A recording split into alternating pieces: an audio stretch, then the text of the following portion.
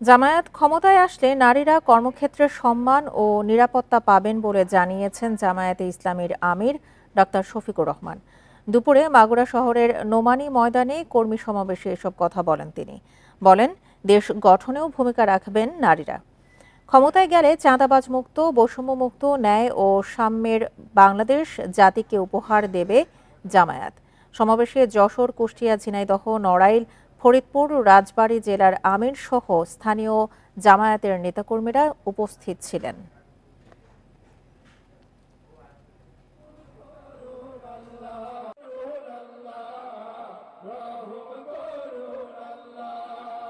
আমরা শহীদদের আত্মাকে কথা দিচ্ছি, আল্লাহ তাআলাকে কথা দিচ্ছি, শহীদদের বেঁচে থাকা আপনজনকে কথা দিচ্ছি, আহত পঙ্গু ভাই বোনদেরকে কথা দিচ্ছি, তোমাদের স্বপ্নে সেই সাম্যের বাংলাদেশ গড়ার জন্য আমরা অঙ্গীকারবদ্ধ।